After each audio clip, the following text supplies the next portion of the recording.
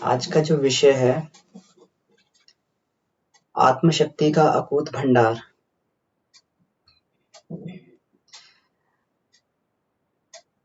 पूरे के पूरे गायत्री महाविज्ञान में एक ही बात की चर्चा की गई है कि आत्मशक्ति को किस प्रकार से प्राप्त किया जाए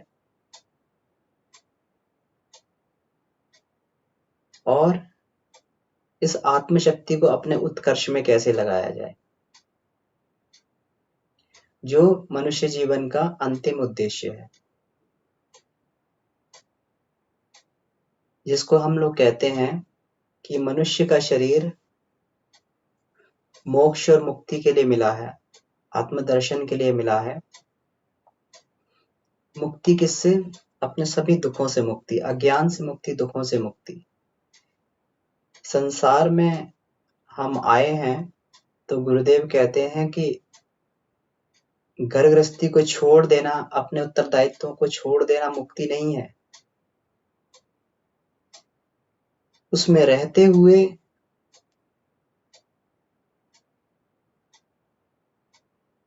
संसार में भौतिक संसाधनों का प्रयोग करते हुए इस प्रकार से रहना जिस प्रकार से कीचड़ में कमल रहता है। कमल के पत्ते पर कोई बूंद कीचड़ की पड़ती है तो वो बिल्कुल नीचे नीचे चली जाती है, कमल कभी लिप्त नहीं होता है। सही मनुष्य जीवन का गौरव तभी है जब इस प्रकार से हम मनुष्य के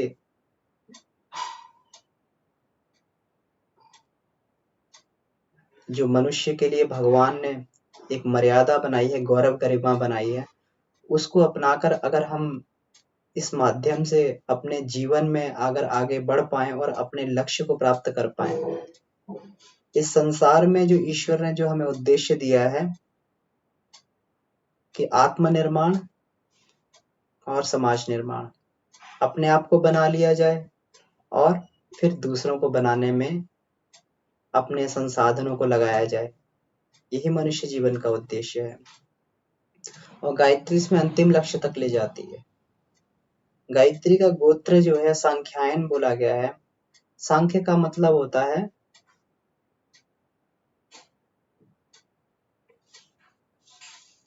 पदार्थों का अनुभव। गायत्री साधक चाहे वो पदार्थ है चाहे वो चेतना है, इस संसार में सबका अनुभव करता हुआ और बिल्कुल कमल के पत्ते की तरह कमलवत जो है अपने उद्देश्य को भी प्राप्त कर लेता है। इसीलिए गायत्री को प्रारंभ से ही गुरु मंत्र बोला गया है। अगर हम मनुष्य हैं तो गायत्री के मार्ग पर चलना हमारा मनुष्योचित कर्तव्य है। गायत्री के बिना संसार में किसी भी चीज की कल्पना नहीं की जा सकती। गायत्री का मतलब आत्मशक्ति और पवित्रता, सन्मार्ग पर चलने की प्रेरणा। और बिना आत्मशक्ति के, बिना आत्मबल के, बिना प्रेरणा के व्यक्ति एक कदम भी आगे नहीं बढ़ सकता है, क्योंकि वो प्रेरणा देने वाला ईश्वर जो है उसी को सविता बोला जाता है। इसीलिए कहा गया सविता सर्वभूतानाम, सर्वभूतानाम, जितने भी संसार में जीव जंतु प्राणी है, सर्वभूतानाम सर्वभावाश्च सूयते, उनके अंदर सभी भावों को उत्पन्न करने वाले शक्ति को सविता बोलते हैं। सवनात् प्रेरणा चैव, जो हमारे अंदर प्रेरणा पैदा करता है, सवनात् प्रेरणा चैव सविता तेन उच्यते, उसी को सविता कहा जाता है। जो हमें हमेशा सन्मार्ग पर चलने की प्रेरणा दे उसी को सविता कहते हैं। और गायत्री उपासक का मतलब सविता को अपने जीवन में वर्ण कर लेना, और ये होता है गायत्री मंत्र के माध्यम से व्यक्ति सविता को अपने अंदर आत्मसात कर लेता है, फिर वो चैन से नहीं बैठ सकता।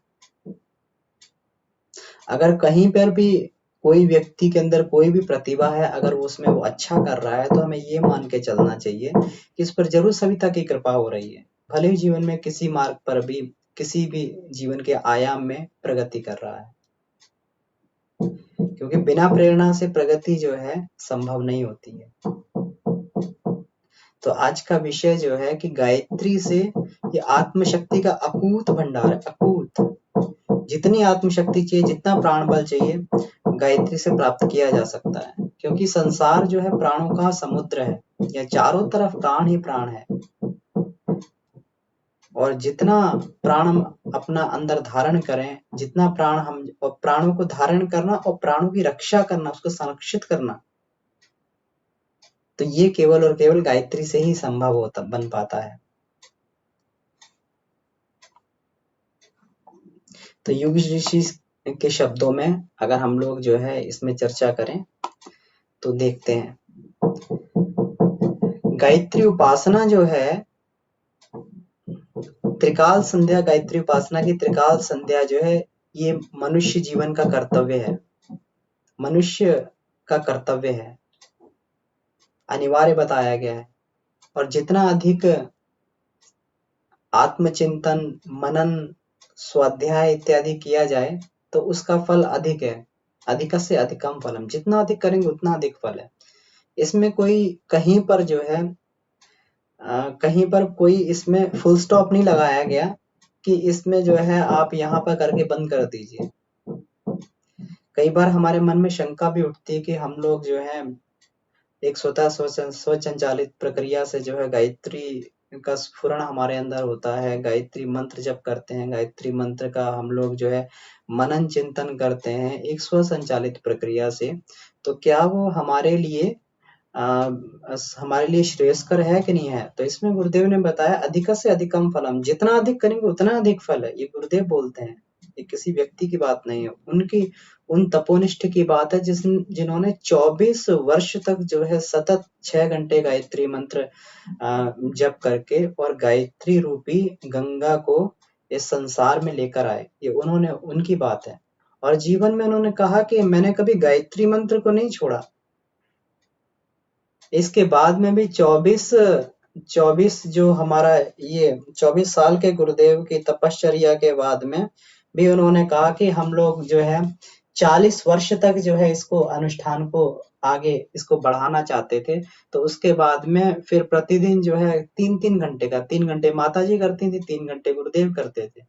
तो इस तरीके से सवा लाख का सवा जो है 24 लाख के अनुष्ठान को इस तरह बढ़ाते चले गए, 40 साल तक किया। और उसके बाद में भी जो कि उन्होंने कहा कि गायत्री के ऐसा जो है हमने स्वाद चखा कि अपने लिए तो प्राप्त करने के लिए कोई भी वस्तु नहीं रही, आप्त काम हो गए थे। लेकिन जब संसार हमारे पास कुछ मांगने के लिए आता था तो फिर उसकी झोली उसको भरने के लिए उसको खाली ना लौटाया जाए, तो गायत्री का आश्रय लिया गया, गायत्री का पकड़ा गया, और गायत्री साधना नित्य निरंतर जो है हमेशा हमारे जीवन में रही। तो इसलिए यहाँ कहीं फुल स्टॉप नहीं है, अधिक से अधिकम फलम, जितना करेंगे अधिक से अधिक क्या होगा, व्यक्ति अपने बिल्कुल अंतिम छोर पर पहुंच जाएगा, अपने आप को साक्षात्कार कर लेगा, अपने आप को जान जाएगा, इस संसार का जान जाएगा, ये वास्तविकता को समझ जाएगा। महर्षि पतंजलि ने कहा है, समाधि पाद में उन्होंने कहा है, उनसे उनसे पूछा गया कि अब ये बताइए कि मेरे अष्टांग योग में 8वां योग अगर मेरे जो सिद्ध हो जाते हैं तो उसके बाद मुझे मिलेगा क्या? अष्टांग योग अगर सिद्ध हो जाते हैं, 8वां अंग योग के सिद्ध हो जाते हैं तो मुझे मिलेगा क्या? तो वहां पर महर्षि पतंजलि कहते हैं, ऋतंभरा तत्र प्रज्ञा, वहां हमारी प्रज्ञा बुद्धि ऋतंभरा बन जाएगी।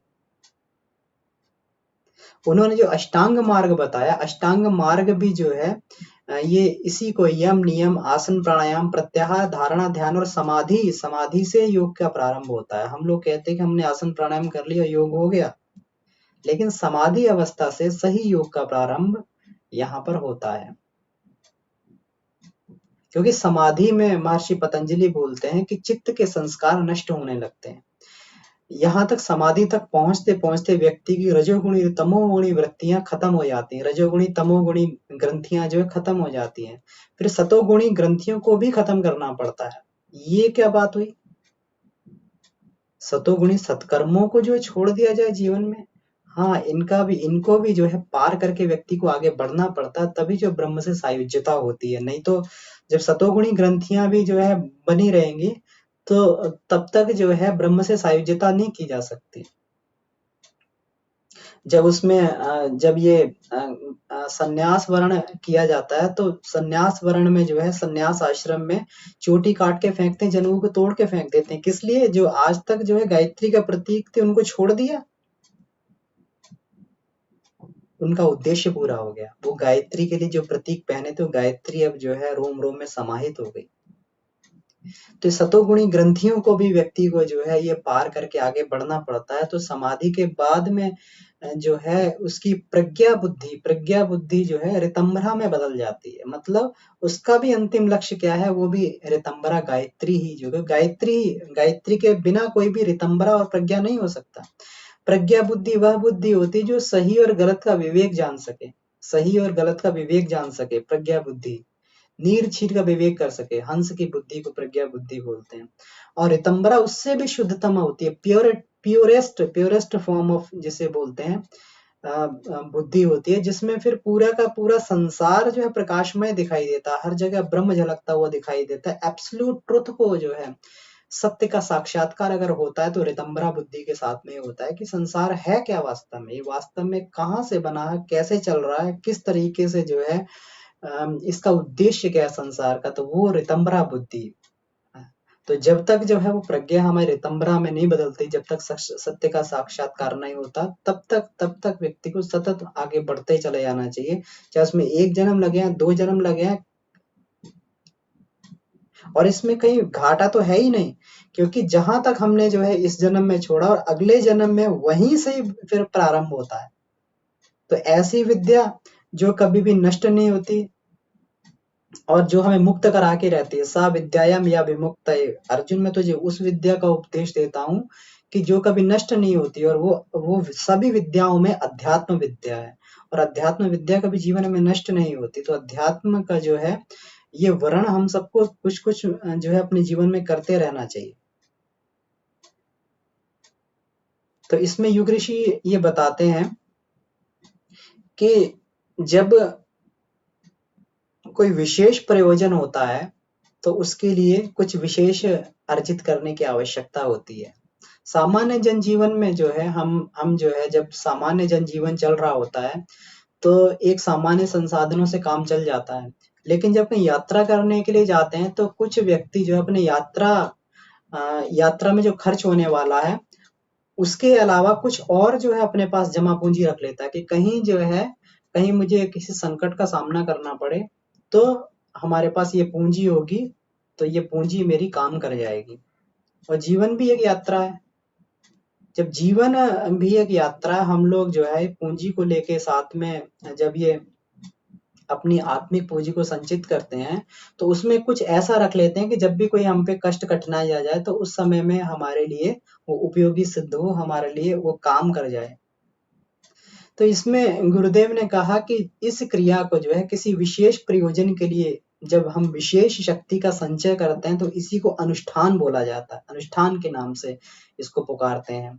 और अनुष्ठान जो एक प्रकार का मार्ग व्यय है। मार्ग व्यय का मतलब जो है, यात्रा जब करने के लिए जा रहे हैं, तो उसके लिए जो है एक एक पाथेय दे दिया जाता है। एक जो है उसमें संचित मात्रा में कुछ अपने साथ में कुछ संसाधन रख लेते हैं, ताकि कभी कोई परेशानी आए, तो वहां पर जो है हम वहां मुसीबत से बच जाएं, उस पूंजी का उपयोग करके।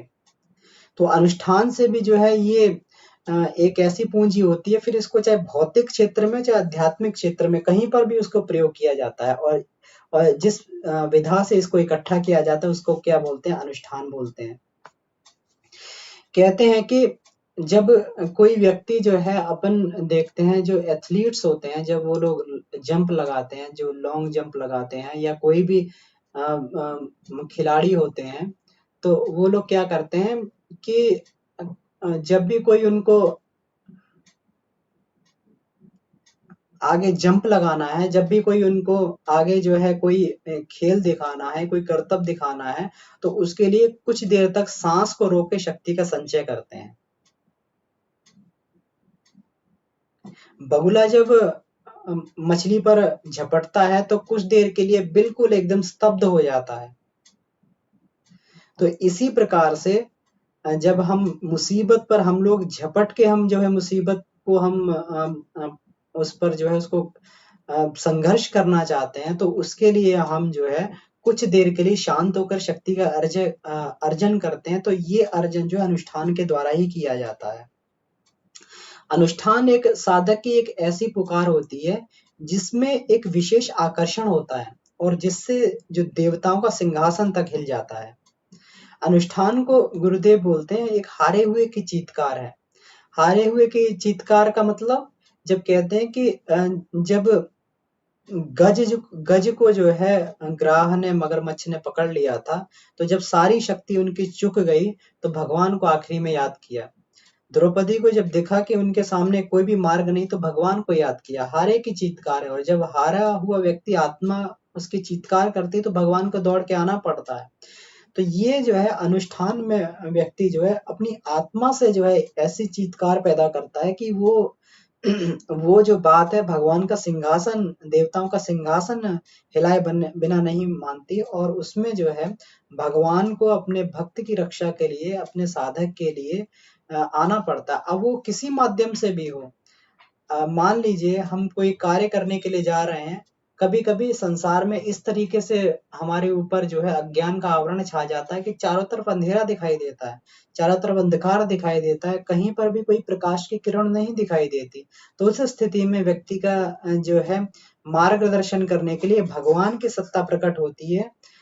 भगवान के ज्ञान की किरण प्रकट होती है, उसके हृदय आकाश में जो है बिल्कुल एकदम जो है विस्फोट होता है ज्ञान का और उसके आगे एक आशा की किरण आ जाती है, उसको जो है आगे प्रकाश की किरण आ जाती है, उसको रास्ता दिखाई देने लगता है। ये किससे होता है? ये जो है अनुष्ठान से होता है। इसलिए पहले समय के लोग हुआ करते थे, तो कोई भी अगर विशेष कार्य करते थे, तो उसके लिए पहले अनुष्ठान से शक्ति अर्जित करते थे। गुरुदेव ने भी जो है युग निर्माण योजना जो जिसको बोला कि इस संसार के सारे व्यक्तियों को बदल दूंगा, तो उसके लिए उन्होंने जो है 24-24 लाख के 24 अनुष्ठान के माध्यम से उन्होंने शक्ति को अर्जित किया और अर्जित करने के बाद तब जो है वो उतरे। नहीं तो इस संसार में इतने संघर्ष में कष्ट में व्यक्ति का आत्मबल जो है उसका क्षीण पड़ जाता है, उसको निराशा दिखने लगती है, उसको जो है सारे के सारे संसार में घोर अंधकार दिखाई देने लगता है। तो इसलिए जो है अनुष्ठान की शक्ति को लेके इसमें आगे बढ़ा जाता है।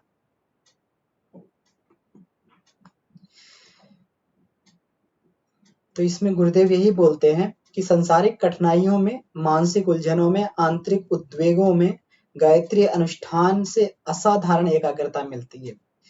इसमें ये कहते हैं कि ठीक है कि अनुष्ठान करने से गायत्री जो है किसी को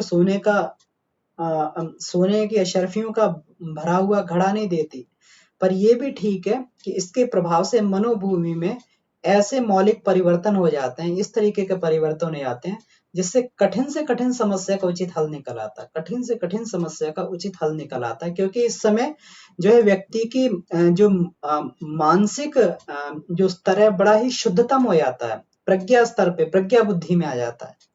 जो है कभी-कभी हम लोगों ने देखा होगा कि बहुत सारी समस्याओं के समाधान जो है हमें ध्यान के समय मिल जाते हैं, जप के समय मिल जाते हैं, अपनी उपासना के समय मिल जाते हैं। क्यों? चाहे भौतिक समाधान हो, चाहे आत्मिक समाधान हो। क्यों? क्योंकि उस समय बुद्धि जो है शुद्धतम अवस्था में होती है। जब बुद्धि शुद्धतम अवस्था में होती है, अल्फा स्टेट में होती है, तो अल्फा स्टेट में जो है ये व्यष्टि मन, समष्टि मन का हिस्सा बन जाता है। तो जिसने समस्याएं बनाई उसने समाधान भी बनाए और समाधान को खोज लाती है।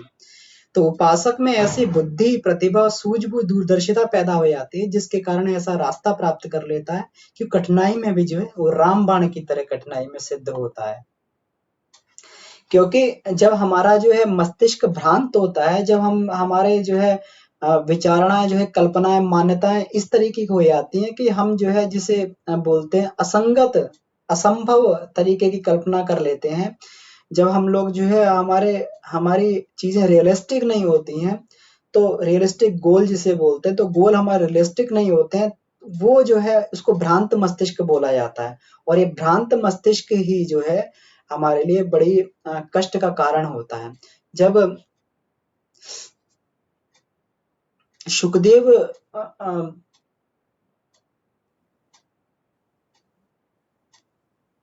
सुखदेव मुनि ने परीक्षित को कथा सुनाई और कथा सुनकर भी जो है उनका जो अज्ञान दूर नहीं हो रहा था। अंतिम दिन जो है 7 दिन कथा के हो गए और फिर भी उनका शरीर से मोह नहीं छूट रहा था। तो फिर उन्होंने कहा कि अभी भी इसके अंदर जो है भ्रांति पैदा है, अभी भी इसके अंदर जो है ये जीवन के प्रति मोह पैदा है।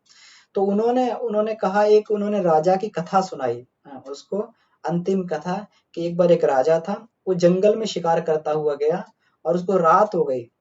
हम सभी लोगों ने ये पढ़ा होगा, कहीं न कहीं साहित्य में जो है अखंड ज्योति में पढ़ा होगा। तो वो जंगल में शिकार करते-करते उसे रात हो गई और वो रात होने के बाद में उसने देखा कि वहाँ पर जो एक बहेलिये का घर था। उस बहेलिये के घर में जो है उसने देखा, उसने खटखटाया, तो बहेलिये का घर जो था उसमें तो उसमें बहेलिया बाहर आया। तो उस बहेलिये को राजा ने कहा कि मैं रात हो गई है और कोई आश्रय की जगह नहीं है, तो मुझे जो है इसमें आश्रय की जगह दे दीजिए ताकि मेरी रात कट जाए। तो बहेलिये ने कहा ठीक है, मैं तुम्हें आश्रय की जगह तो दे सकता हूँ, लेकिन तुम एक वचन मुझसे दो कि तुम जो है इसको जो है इसमें एक रात से अधिक नहीं रुकोगे, सुबह होगी तो तुरंत अपने आप चले जाओगे। तो उसने राजा ने कहा ठीक है। जब वो बहेली के अंदर गया तो राजा का देखकर जो है दम घुटने लगा कि वहाँ पर इतनी गंदगी थी, वहाँ पर जो है बहेलिया जो है वहाँ पर एक छत में जो है उसने एक सड़े-सड़ाया मांस टाँगा हुआ था, जिसमें से वही जो है अपना मांस भक्षण करके अपने पेट की क्षुधा बुझाता था और वहीं पर जो उसने मलमूत्र त्याग के लिए कोने में वहाँ जगह बना रखी थी, उसी मलमूत्र त्याग करता था और इतना गंदगी उसमें थी कि राजा का दम घुटने लगा। लेकिन उसके सामने जो है एक बड़ी ये थी कि अगर मैं बाहर जाऊँगा तो मेरा प्राण नहीं बच पाएँगे। तो इसमें जो है वो उस कोठरी में टिक गया, उस दुर्गंध भरी कोठरी में टिक गया। लेकिन जब सुबह हुई तो राजा का ऐसा मानसिक परिवर्तन हुआ, ऐसी भ्रांति आई कि अब उस कोठरी को छोड़ के नहीं जाना चाहता था। तो बहेलिये ने कहा कि तुमने मुझे वचन दिया था कि तुम इस वाली कोठरी को छोड़ के चले जाओगे, लेकिन राजा जो है उसको छोड़ के नहीं जाना चाहता था। तो परीक्षित को सुखदेव जी ने कहा कि तुम भी वही राजा हो, तुम इस मलमूत्र रूपी कोठरी को जो है इसमें घुस तो गए हो लेकिन छोड़ के नहीं जाना चाहते हो। तो ये जो है यही जो है एब्सोल्यूट ट्रुथ होता है कि व्यक्ति जो है इस संसार की इस संसार की सच्चाई को जान जाता है, इस संसार के उद्देश्य को जान जाता है, इसको तत्व ज्ञान हो जाता है, तात्विक रूप से जो है संसार को जान लेता है। जो तात्विक रूप से जान लेता है तो उसको फिर समस्याओं के मूल में कारण पता लग जाता है कि ये तो मेरी ही अपनी बनाई हुई कठिनाई थी, ये मेरी ही अपनी पैदा की हुई, दिमाग की पैदा की हुई, मस्तिष्क की पैदा की हुई कुकल्पना थी जो मुझे मानसिक परेशानी दे रही है। तो वहाँ पर जो है फिर उसके अंदर जब प्रज्ञा का उदय होता है, जब ऋतंभरा का उदय होता है तो उसको छोड़ देता है। और ये किस तरीके से होता है, ये अनुष्ठान के माध्यम से ही जो है जब एक जो है एक निश्चित मात्रा में, निश्चित अवधि में जो है हम लोग गायत्री मंत्र की जप को, गायत्री मंत्र की उपासना को पूरा करते हैं।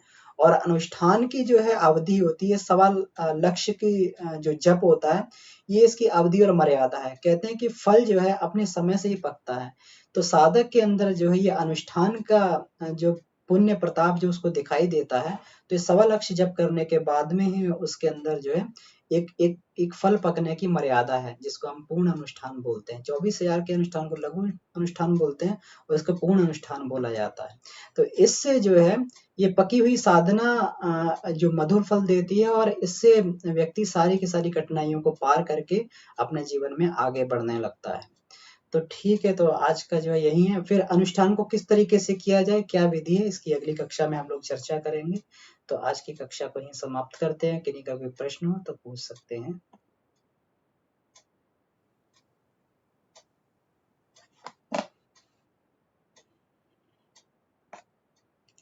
ठीक है, तो अगर किन्हीं का कोई प्रश्न नहीं है तो भैया प्रणाम।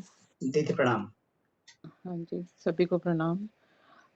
मेरा ये क्वेश्चन था भैया, जैसे हम लोग जैसे टेक्निकली डोमेन में या जो भी हम प्रोफेशनली सीखते रहते हैं, मतलब एजुकेशन वाइज, जैसे कुछ लोग हैं, जैसे अगर हम लोअर क्लास की बात करें, जैसे मेड्स वगैरह हम रखते हैं, तो इनको मतलब वो मौका ही नहीं मिलता, वो अपनी अर्निंग से ही ऊपर नहीं उठ पाते कि मतलब वो तो उनका तो फिर अगले जन्म तक भी वो मतलब उनका परिष्कार कैसे होगा? और या फिर जैसे हम जो इतनी एजुकेशन लेते हैं तो मतलब क्या है, मतलब नेक्स्ट बर्थ के लिए हमारा क्या उसमें आगे जाएगा?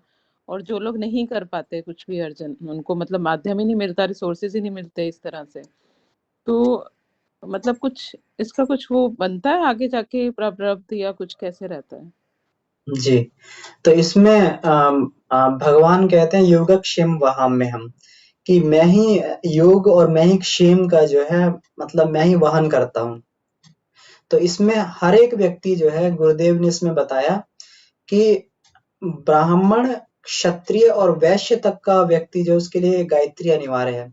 शूद्र के लिए शूद्र को जो है गायत्री से वर्जित किया गया। हम लोग इसमें ये मान लेते हैं झाड़ू लगाने वाले को, पोछा लगाने वाले को या जो है उनको शूद्र मान लेते हैं हम लोग। तो इसमें जो है गुरुदेव ये कहते हैं कि इसमें कर्म से व्यक्ति शूद्र नहीं है। शूद्र का मतलब होता है छोटी सोच, शूद्र का मतलब होता है पशुत्व। तो जो व्यक्ति गायत्री को जो है अपनी पशुत्व वाली सोच से, शूद्र सोच से जो गायत्री का जप करेगा या गायत्री का अनुसरण करेगा, तो वो जो है कभी गायत्री को प्राप्त नहीं कर सकता, उसकी गायत्री कभी फलीभूत नहीं होगी। लेकिन जो वैश्य है, वैश्य का मतलब होता है संसार में व्यवहारिकता का ज्ञान होना। संसार में रह रहे हैं तो हमारा कर्तव्य क्या है, वो व्यक्ति वैश्य होता है जिसको व्यवहारिकता का ज्ञान है, सांसारिक व्यापार का ज्ञान होता है। वो व्यक्ति वैश्य होता है कि भाई अगर किसी ने मेरे साथ अच्छा किया तो मुझे जो है उसके साथ किस प्रकार से व्यवहार करना है, अगर किसी ने बुरा किया तो मुझे उसके साथ किस प्रकार से व्यवहार करना है। तो ये जो है वैश्य का लक्षण होता है। क्षत्रिय जो होता है वो संघर्ष की परिस्थितियों वाला क्षत्रिय होता है, कि जो संघर्षरत रहता है, अपनी अपनी जो है आंतरिक कमियों को दूर करता रहता है, दुर्बलताओं को दूर करता रहता है और वो संघर्षरत रहता है। और ब्राह्मण वो उस तरह का व्यक्ति है जो फिर अपना जो है ज्ञान अर्जन के माध्यम से, योग के माध्यम से जो उसको ज्ञान अर्जन होता है, तो पूरा का पूरा जो है अपना अपने आत्म उत्कर्ष में अपना ये लगा देता है, अपने जीवन को लगा देता है। तो ये तीनों वर्ण हैं। अब ये जातियां नहीं है, ये तीन वास्तव में जो है व्यक्ति के स्तर हैं, और हर एक आत्मा जो है ये 4 स्तर में से एक स्तर पे रहती है। तो अब उसमें क्या होता है, अब शूद्र का जो धर्म है, शूद्र का धर्म है कि अब जो शूद्र है, पशु है, तो उसको सेवा के द्वारा उसकी उसकी गायत्री क्या है, उसकी गायत्री सेवा है। अगर वो सेवा कर रहा है, मंत्र की चैंटिंग नहीं कर रहा है, सेवा कर रहा है, तो सेवा से भी उसका उद्धार होगा। और सेवा से धीरे धीरे जब व्यवहारिकता सीखेगा, जब संसार व्यापार सीख जाएगा, तो फिर वो आगे चल के फिर संघर्ष की परिस्थितियों में अपने आत्मिक परिष्कार की ओर आगे बढ़ेगा, अपनी दुर्बलताओं से लड़ेगा, अपनी बुराइयों से लड़ेगा। तो शूद्र के लिए सेवा, और जो वैश्य के लिए जो है अपने कर्तव्य, संसारिक कर्तव्य हमारे हैं। और क्षत्रिय के लिए संघर्ष, अपनी आंतरिक दुर्बलताओं से लड़ना, संघर्ष। तो ये व्यक्ति के 4 स्तर होते हैं। अब ये चारों ही गायत्री के स्तर हैं। अब इसमें ये होता है कि जब अपन गायत्री मंत्र का जप करते हैं, तो गायत्री मंत्र के जप से जो है हमें अपने स्तर से ऊपर उठने के लिए, अब किसी भी स्तर हैं, तो हमें अपने स्तर से ऊपर उठने के लिए हमें इससे शक्ति मिलती है और प्रेरणा मिलती है। तो सारे के सारे जो है जितने भी इसमें मनुष्य योनि में प्राणी हैं, तो किसी न किसी माध्यम से अपनी आत्मिक प्रगति जरूर करते हैं। कोई तपश्चर्या नहीं कर रहा है, तो तपश्चर्या के द्वारा अगर किसी की जो है आत्मा शुद्ध नहीं हो रही, तो वो दुख को भोग के उसकी आत्मा शुद्ध हो जाएगी। क्योंकि तपश्चर्या भी, इस दुख भी क्या है, दुख वो है कि प्रकृति के द्वारा कराई हुई तपश्चर्या है। अगर ऐसे नहीं मानोगे तो ऐसे है, अगर प्रायश्चित नहीं करोगे, दंड के विधान द्वारा जो है उसको सही किया जाएगा। क्योंकि इस संसार में जो ये चक्र चल रहा है, ये ठीक है, मनुष्य कर्म करने में स्वतंत्र है, लेकिन अनुशासन तो ईश्वर का ही है, और उस अनुशासन से बाहर कोई भी कर्म नहीं कर सकता। तो सभी लोग अपनी आत्मिक प्रगति की तरफ बढ़ रहे हैं। स्वामी विवेकानंद ने कहा था, everything in the universe is struggling to complete its cycle to return to its real source the self. हर कोई व्यक्ति अपने आत्मिक प्राप्ति के लिए इस सर्कल में आगे बढ़ रहा है, और वो साइकिल में घूम के जो है वहीं पहुंच जाता है जहां पर जो है उसका उद्गम स्थान था। तो इसलिए हर व्यक्ति जो है अपने अपने माध्यम से वो गायत्री के अनुशासन में ही चल रहा है। है ना भैया, जैसे वही मुझे आपकी बात सुनते सुनते आया माइंड में कि जैसे कुछ लोगों को पैसे की कमी है, मान लो मैं लोअर क्लास की उसकी बात कर रही हूँ। जैसे कुछ काम वाले होंगे जो कि पैसे की कमी है तो वो चोरी-चकारी में ध्यान रहेगा उनका। और कुछ ऐसे हैं इतने ज़्यादा ऑनेस्ट होंगे चाहे कितनी भी कमी है, बट वो एक पैसा नहीं छुएँगे किसी का। तो मतलब वो उन आत्मिक परिष्कार तो उसका उनका पहले ही हो गया, चाहे वो किसी भी सिचुएशन में है, बट अगर मन में इतनी ऑनेस्टी है और अच्छे से काम कर रहे हैं ऑनेस्टी से, तो वो तो ऑलरेडी मतलब वो आत्मिक परिष्कार तो उनका हो ही रहा है ना। सही कह रहे हो आप तो। हाँ, जी। बिल्कुल हाँ आत्मिक जी। परिष्कार हो रहा किसी माध्यम से भी हो और उनको भी जो है ईश्वर जो है ये आत्मिक ज्ञान जो है ईश्वर की कृपा से मिलता है। तो कहीं न कहीं किसी न किसी धारा से व्यक्ति अध्यात्म की क्योंकि उसके अंदर जो ये जिज्ञासा होती है ये उठती ज़रूर है, मैं कौन हूँ? मेरा लक्ष्य क्या है? तो फिर वो कहीं न कहीं से ज़रूर आत्मिक साधना के लिए जुट जाता है, अध्यात्म ज्ञान प्राप्त करने के लिए जुट जाता है, किसी माध्यम से भी जुटे हुए।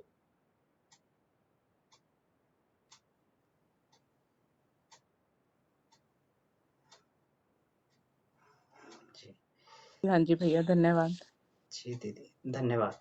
तो आइए इसी के साथ में जो है अपनी बात को जी समाप्त करते हैं। भैया अमन जी, सभी को प्रणाम। जी। सुन रहे? आप सुनाई पड़ रहा है? हाँ। जी, हाँ जी। जी, हाँ यही जी। ये वंदना जी का प्रश्न मेरे को भी बार बार यही आता था कि जब शुरू में आत्माएं आई होंगी यहाँ पर सृष्टि पर, तो किसी को इतना सारा मौका मिला, जैसे हम लोग कितने भाग्यवान हैं, हमें सब तरह के साधन है, सुविधा है, ज्ञान है, सब कुछ मिल रहा है। इन लोगों क्या होगा, यही मुझे लगता था कि इनके लिए हम क्या और कर सकते हैं। तो वही आपने उसका वो दे दिया आंसर। पर फिर भी ये लोग और क्या कर सकते हैं? हम लोग ये करते हैं कि यज्ञ वगैरह करते हैं, प्रोग्राम करते हैं, उन सबको बुलाते हैं, पर उनके भाग्य में क्यों नहीं होता कि वो क्यों नहीं कर पाते उसको फॉलो? तो इनके तो बार बार वही होते रहेगा, ये उसी साइकिल में आते रहेंगे, इनका कभी वो चेंज होगा ही नहीं, मौका ही नहीं अभी यही मिलेगा। हाँ जी, वही हाँ जी। प्रश्न मुझे बार बार मुझे भी मत था कि इनके लिए क्या करिए। तो फिर उसी उन्हीं कर्मों में डूबे रहेंगे, क्योंकि ज्ञान है, ज्ञानतावश अपने गलत काम करते रहेंगे जो लोग भी कर रहे हैं। तो वो तो उसी साइकिल में, उनके तो भाग्य दिन पर दिन खराब ही होते जाएगा, अगले बर्थ में और बिगड़ते जाएगा उनका, विकर्म नहीं, होते और जमा होते इसका जाएंगे मैंने हैं। हाँ दीदी मैंने एक जगह ना इनका ये पढ़ा था कहीं पर, भैया वैसे ज्यादा अच्छे से बता देंगे। हाँ, मतलब बहुत बट अच्छी अगर समझा दी, हमें नॉलेज बहुत कुछ। बहुत ज्यादा है और बहुत ज्यादा हाँ। नॉलेज है और हम छोटा सा भी कर्म कर रहे हैं गलत, तो मतलब हम अवेयर हम्म। अवेयर है उसके लिए, तो उसका दंड हमें ज्यादा मिलेगा। और इग्नोरेंस में अगर हम्म। कोई करता है तो हाँ, उसको वो तो इग्नोरेंस में कर रहा है ना। वो तो गहना कर्मणो गति, पर उसके कर तो रहा है, पर उसके कर्म तो खराब ही हो रहे हैं ना, इग्नोरेंस में भी कर रहा है। हाँ, कम मिलेगा, वही हाँ गहना मतलब वो कर्मणो गति इंटेंशनली, एक हाँ बार बीच में हमने इंटेंशनली किया तो था। नहीं कर रहा। हाँ फिर जी। भी इनके लिए यही किया जा सकता है कि हम प्रोग्राम करें, इनको कोशिश करें बताने की, जितना अब जिसके भाग्य में होगा फिर वही बात आ जाती है, फिर वही समझ पाएगा ईश्वर कृपा से, है वो ये समझ पाएगा, वही आगे उसमें बढ़ जाएगा और आगे अपने अगले जन्मों के लिए अच्छे सत्कर्म करके उनको अपने गायत्री परिवार में भी, अब जब गाँव में कैंप वैम्प करते हैं, इस तरह के यज्ञ करते हैं, तो बहुत सारे लोग ऐसे जुड़ जाते हैं, भील लोग और इस तरह के जो बिल्कुल जिनको कुछ पता ही नहीं था। हम लोग भी और भी लोग कर रहे हैं, बहुत सारी संस्थाएं कर रही हैं। तो फिर ये क्या हो गया, ये ईश कृपा होगी, ईश्वर कृपा से ही जुड़ेंगे वो, नहीं तो हजारों आते हैं और 10-20 जुड़ते हैं और वो अपने उस साधना में कुछ आगे बढ़ने लग जाते हैं, कुछ समझ जाते हैं। यही होगा इसका मतलब, है मोहन भैया? जी, जी। बिल्कुल, बिल्कुल। आपने बिल्कुल सही सही कहा है। जब इसमें प्रज्ञोपनिषद में, प्रज्ञा पुराण में जो है जब उन्होंने भगवान विष्णु ने कहा कि तुम एक काम करो, तुम फिर नीचे जाओ। प्रज्ञावतार की बात है कि मैं प्रज्ञावतार के रूप में प्रकट होऊँगा। तो प्रज्ञा को जन-जन तक पहुँचाना है, तो अब कैसे पहुँचाया जाए? तो कौन व्यक्ति मेरा काम कर पाएँगे? तो फिर उन्होंने जो है भगवान ने जो है बात कही उन्होंने नारद से कि मैं इस तरीके के व्यक्ति को नारद ने पूछा मैं ऐसे व्यक्तियों को कौन क्या कैसे खोजूँ कि जो व्यक्ति जो है भगवान आपका काम कर पाएँ, आपके उद्देश्य को पूरा कर पाएँ। तो उन्होंने ये कहा कि पूर्व संचित संस्कारा श्रुत्वा युग निमंत्रणम कि जिनके अंदर पूर्व जन्म के संस्कार होंगे श्रुत्वा युग निमंत्रणम, वो युग का निमंत्रण सुनेंगे। मौनः स्थातुम न, वो लोग मौन नहीं रहेंगे और सक्षंति चौत्सुक्यात संगस्तता, वो लोग जो है अपनी उत्सुकता को दिखाएँगे और तुम्हारे साथ में हो जाएँगे। मौन नहीं रहेंगे, अपनी उत्सुकता दिखाएँगे, तुम्हारे साथ हो जाएँगे। तो इसमें यही है, बहुत सारे लोगों को जीवन भर कहते हैं भाई तुम गायत्री जपो, उनके कुछ समझ में नहीं आता कभी भी या कोई भी युग जी निर्माण के जी। कार्य में हाथ नहीं बटाते हैं। लेकिन कुछ लोगों को हम्म। बहुत जल्दी क्लिक कर जाती है बात, और वो तुरंत उसको हाँ जो एकदम। है, जी, जी। तो ये ईश्वर की व्यवस्था है हर एक, क्योंकि भगवान ने जो है रंग-बिरंगी दुनिया बनाई है, और रंग-बिरंगी दुनिया में जो है सबका गुणों का अलग-अलग समावेश किया है। किसी में रजोगुण ज़्यादा है, किसी में तमोगुण ज़्यादा है, किसी में सतोगुण ज़्यादा है। ये हम्म। 3 गुणों से ही सृष्टि चल रही है, और अगर ये 3 गुणों से सृष्टि नहीं चलती, विविधता नहीं होती, तो फिर संसार में फिर एक ही जैसा रहता है, फिर संसार की प्रगति नहीं हो पाती। हाँ। तो इसलिए हर एक आत्मा को जो है एक विशेष उद्देश्य देके उसको जो है कर्म करने के लिए उसको भेजा गया है। अब मान लीजिए कि अगर कोई रिक्शे वाला भी है, अगर कोई जूते गाँठने वाला भी है, वो भी अगर ये कहने लगे, उसके अंदर भी ये आ जाए कि नहीं मुझे तो जी पढ़ के इंजीनियर बनना है और ये करना है, तो फिर वो सेवा का कार्य कौन करेगा? फिर संसार की जो है ये प्रगति रुक जाएगी। तो ईश्वर ने उसको उसी हिसाब से बनाया हुआ है, हर एक योनि को, ताकि सारी योनियाँ जो है आपस में ये एक सामंजस्य बिठा के और संसार की प्रक्रिया चलती रहे। तो इसमें प्रगति, उन्नति, अवनति जो है ये चलती रहती है, और ये आत्मिक स्तर ये गिरता भी है और उठता भी है। तो यही संसार है वास्तव में। इसी तत्व ज्ञान को तो भगवान ईश्वर जानने के लिए कहते हैं। जी। जी, तो ईश्वर कृपा से फिर ये कभी इसी में भेजा गया होगा, लेकिन फिर वो ईश्वर कृपा हुई तो वो अपने स्तर को उठा सकता है, उसको ऐसी कृपा हो जाए तो जैसे जुड़ जाते हैं लोग और बहुत ही ऊंचे स्तर पर पहुंच जाते हैं। तो ये भगवान की कृपा ही है जिनके ऊपर होनी है, यही वजह होगी, बिल्कुल, है। बिल्कुल ये ईश्वर की ये कृपा होती है, क्योंकि भगवान के सहयोगी जो होते हैं, जब भगवान का काम होता है, तो वो अपने सहयोगियों को पहले से भेज देते हैं। तो वो सहयोगी आत्मा हम्म। पैदा होते तो हमारा ये धर्म यही है कि गुरुदेव जिसको योग धर्म कहते हैं कि हम ज्यादा से ज्यादा लोगों तक इसको बात को पहुंचाएं, और जिनके भाग्य में होगा ईश्वर कृपा होगी वो जुड़ जाएंगे, हम अपना कर्म करते रहें, है ना, यही है हुआ मतलब। जितना हो सकता है मैक्सिमम उनको अच्छी राह दिखाएं, अच्छी बताएं, हम अपना कर्म, बाकी उनका भाग्य है, यही मतलब। और भैया कल हम लोग वहां गए थे ना, जटीकरा शक्तिपीठ पे, ये सब बच्चों के लिए। तो वहाँ बच्चों से काफी बात हुई, बहुत अच्छा प्रोग्राम चल रहा है। हमने कहा आप भी बताइए आप लोग क्या चाहते हैं। तो मेरे को एक वो आया, रास्ते में भी हमने बात की, बीच में भी की बच्चों से। तो एक छोटा एक पैकेज बना दिया जाए, जैसे स्ट्रेस मैनेजमेंट, क्योंकि सब बच्चे अभी इस समय स्ट्रेस, एंजाइटी, फोबिया और वो सब डर सा है, एग्जाम है और आगे फ्यूचर का। तो उसको क्या छोटा सा एक कैसे बनाए, वो उनको सिखाया जाए, उसके लिए बड़े इंटरेस्टेड थे सभी बच्चे। तो मैंने कहा कुछ छोटा जैसे 15-20 मिनट वो डेली कर लें, क्योंकि ये तो अपना योग का तो बहुत लंबा है प्रोग्राम, चलता रहेगा ये तो डिटेल में। तो एक छोटा सा जो जल्दी से वो सीख भी जाएं और कर भी लें, तो उसके लिए क्या करें आप बताइए, आप बनाइए कुछ। तो वो सब चाह रहे थे कि ऐसा कुछ हमें बता दीजिए कि हम अभी डेली में उसको शुरू कर दें। तो 15-20 मिनट से आधे घंटे तक का क्या करा जाए उसमें, तो आप बताएंगे उसको। उस पर आप करिए, फिर डिस्कस करेंगे। आप हम लोग भी सोच रहे हैं, मतलब आप ही करेंगे, वो आपको ही सारी नॉलेज है, उसको डिस्कस करके एक पैकेज बना देंगे उनके लिए, तो उससे काफी फर्क पड़ जाएगा। हम्म उसमें कुछ मिला जुला सा कर दें, थोड़ा सा मेडिटेशन हो जाए, कुछ 5-7 ये सूर्य नमस्कार के हो जाएं एक्सरसाइज, तो ओवरऑल उनका फिजिकल और मेंटल हेल्थ काफी ठीक हो जाए। स्ट्रेस एंजाइटी भी, जैसे अपने शांति कुंज में कई सारे प्रयोग हो रहे हैं, उसमें थोड़ा ओम है, कुछ 2-3 चीजें उन्होंने पैकेज सा बनाया है और उस पर अनुसंधान हुए हैं, उसके बड़े अच्छे रिजल्ट्स आ रहे हैं।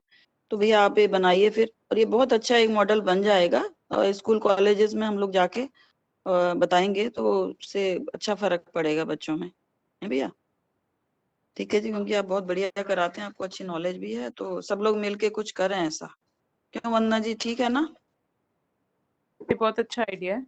जैसे हम लोगों ने हम्म। अभी सुबह की क्लास में बीच में मेडिटेशन जोड़ा है, ऐसे ही वो जो शाम का इनका जी। बच्चों का है, उसमें 15 मिनट इस तरह की टॉक हो जाए स्ट्रेस हाँ, मैनेजमेंट। बच्चों को उनके लेवल से, उनके हिसाब से, जैसे आजकल के बच्चे हैं उस हिसाब से बताइए। जैसे ओम चैंटिंग डाल दें, तो ओम चैंटिंग हम्म पर तो बहुत अच्छे रिजल्ट्स हैं हर तरह के उसमें। और हम्म थोड़ा सूर्य नमस्कार वाला कर दिया जाए, थोड़ा सा एक शॉर्ट मेडिटेशन, और कुछ ऐसे ब्रीदिंग एक्सरसाइजेस, प्राणायाम सिखा दें कि जैसे स्ट्रेस में, एंजाइटी में आते हैं, एग्जाम से पहले तो होता ही है और वैसे भी आजकल सभी को है।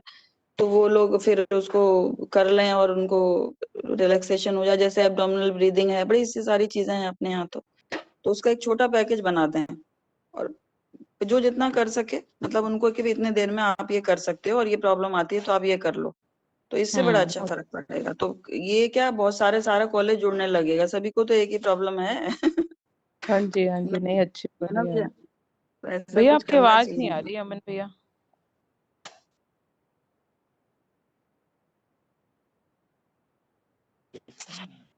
हमारे तो जा रही है शायद। हाँ भैया की नहीं आ रही, बोल रहे हैं वो बट आवाज नहीं आ रही। हाँ, नहीं आइडिया बहुत अच्छा है ये, भैया कुछ उसमें नहीं ऐड ये कर बहुत लेंगे। जरूरी चीज है। हम्म।